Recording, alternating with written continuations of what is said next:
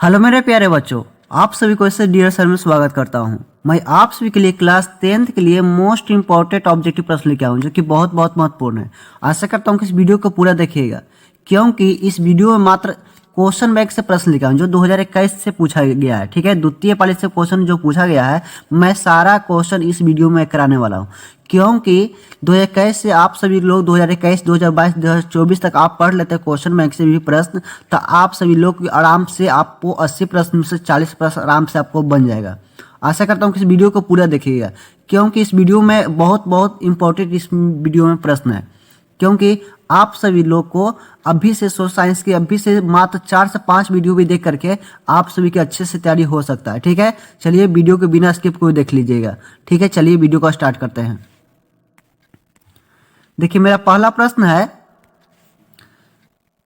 संपूर्ण क्रांति का नेतृत्व किसने किया? यानी संपूर्ण क्रांति का नेतृत्व किसने किया था? यानी जयप्रकाश नारायण ने संपूर्ण क्रांति का नेतृत्व किया था। इसका करेक्ट आंसर हो जाएगा डी नंबर।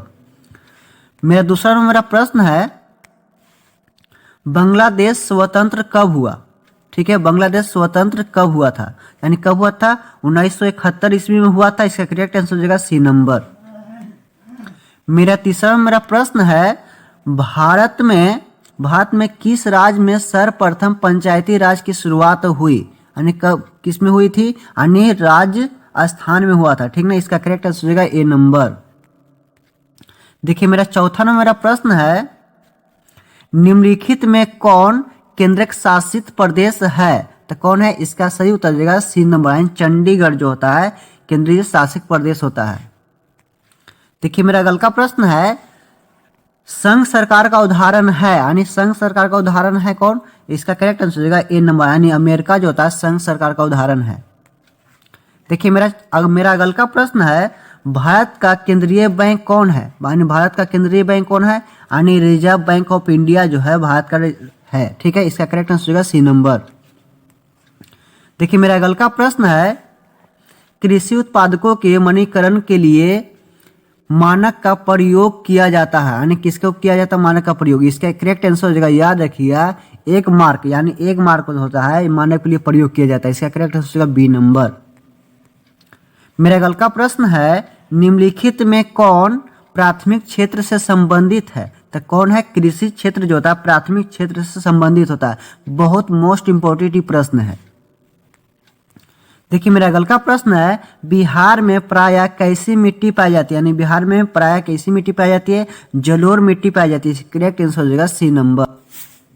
मेरा अगला का प्रश्न है, आयुर्वेद का जनक किन्हें कहा जाता है? किन्हें कहा जाता है? चरक को कहा जाता है। इससे करेक्ट आंसर हो जाएगा बी नंबर। मेरा अगला का प्रश्न है, बिहार में कितने प्रतिशत में वन है? तो कितना प्रतिशत में वन है? मात्र 7% में वन का फैलाव है। इसका करेक्ट आंसर हो जाएगा डी नंबर। मेरा अगला का प्रश्न है, निम्न में कौन लौह युक्त खनिज का उदाहरण है? तो मैग्नेटाइट जो होता है लौह खनिज का उदाहरण होता है। इसका करेक्ट आंसर हो जाएगा ए नंबर। मेरा अगला का प्रश्न है, सबसे घटिया कोयला कौन है? ठीक है, सबसे घटिया कोयला कौन है? जो पिट जो होता है सबसे घटिया कोयला होता है। करेक्ट आंसर हो जाएगा डी नंबर। मेरा अगला का प्रश्न है, निम्नलिखित में कौन रोपण फसल नहीं है? ठीक है, यानी जिसको रोपा नहीं जा सकता है। यानी जो गन्ना जो होता है उसको रोपण फसल नहीं है। इसका करेक्ट आंसर होगा बी नंबर। देखिए, मेरा अगला का प्रश्न है, भारत की प्रमुख खाद्य फसल कौन है? इसका करेक्ट आंसर हो जाएगा डी नंबर। जो धान है जो प्रमुख फसल में आते हैं। मेरा अगला का प्रश्न है, बिहार में कितने प्रतिशत कृषि क्षेत्र है? तो कितना प्रतिशत कृषि क्षेत्र है? तो मात्र 60% कृषि क्षेत्र है। इसका करेक्ट आंसर हो जाएगा बी नंबर। मेरा अगला का प्रश्न है, भारत में सबसे लंबा बांध है? तो कौन बांध है? हीराकुंड बांध है। इसका करेक्ट आंसर हो जाएगा बी नंबर। मेरा अगला का प्रश्न है, किस खनिज को यद्धकों की जननी कहा जाता है? तो किसे कहा जाता है? लोहा को कहा जाता है। करेक्ट आंसर हो जाएगा सी नंबर। मेरा अगला का प्रश्न है, सर्वोत्तम कोयले का प्रकार कौन सा है? तो कौन सा है? एंथेसाइटिट। इसका करेक्ट आंसर हो जाएगा ए नंबर। मेरा अगला का प्रश्न है, गंडक परियोजना है तो क्या है, इसका करेक्ट आंसर हो जाएगा, याद रखिएगा, बी नंबर यानी वाल्मीकि नगर में। मेरे अगल का प्रश्न है, निम्न राज्यों में किसमें सर्वाधिक वन क्षेत्र है? तो कहां पर सबसे ज्यादा वन का क्षेत्र है, यानी मध्य प्रदेश में से। करेक्ट आंसर हो जाएगा ए नंबर। मेरे अगल का प्रश्न है, कहलगांव यानी कहलगांव तापीय विद्युत परियोजना है, यानी कहां पर है? इसका करेक्ट आंसर हो जाएगा, याद रखिएगा, ए नंबर यानी भागलपुर में है। कहां पर है? भागलपुर में है। मेरे अगल का प्रश्न है, सूखे के लिए उत्तरदायित्व कारक है, यानी सूखे के लिए उत्तरदायित्व कारक है। इसका करेक्ट आंसर हो जाएगा ए नंबर, ठीक है, यानी वर्षा की कमी।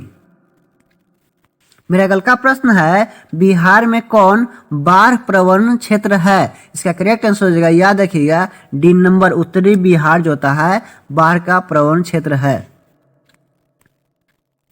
मेरे अगल का प्रश्न है, बिहार में रज्जू मार्ग कहाँ है? यानी बिहार में रज्जू मार्ग कहाँ है? राजगीर में। से करेक्ट आंसर हो जाएगा बी नंबर। देखिए मेरे अगल का प्रश्न है, सासाराम नगर का विकास कब हुआ? यानी सासाराम नगर का विकास कब हुआ था? तो कब हुआ था? इसका करेक्ट आंसर हो जाएगा, याद रखिएगा, यानी मध्य युग में हुआ था। इसका करेक्ट आंसर हो जाएगा ए नंबर। देखिए मेरा अगल का प्रश्न है, गुरु गोविंद सिंह सागर कृत्य जलाशय संबंधित है। इसका करेक्ट आंसर हो जाएगा सी। करेक्ट आंसर हो जाएगा सी नंबर, यानी भाखड़ा नागल बांध से।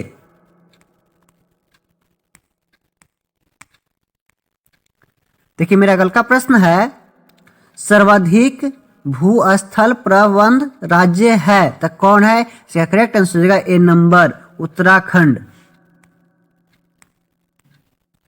मेरे अगल का प्रश्न है, बिहार का कौन सा भाग सबसे अधिक सूखा प्रवण है? तो कौन सा है? इसका करेक्ट आंसर हो जाएगा, याद रखिएगा, सी नंबर, यानी दक्षिणी बिहार। मेरे अगल का प्रश्न है, 1871 में कौन सी संधि हुई थी? कौन सी संधि हुई थी? यानी फ्रैंकफर्ट की संधि हुई थी। करेक्ट आंसर हो जाएगा ए नंबर।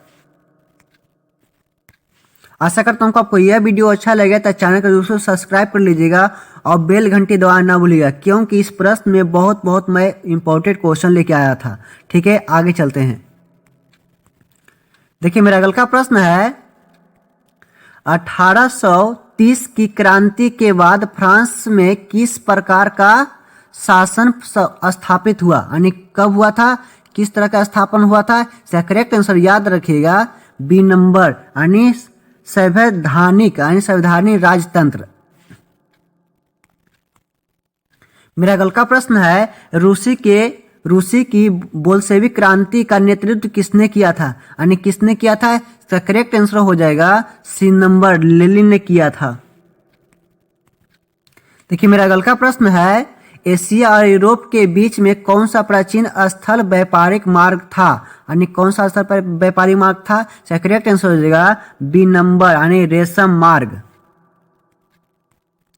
देखिए मेरा अगल का प्रश्न है, चौरा चौरी कांड के बाद गांधी जी ने निम्नलिखित में से किस आंदोलन का बंद करने को कहा? यानी किसे कहा था? इसका करेक्ट आंसर हो जाएगा, याद रखिएगा, सी नंबर, यानी असहयोग आंदोलन।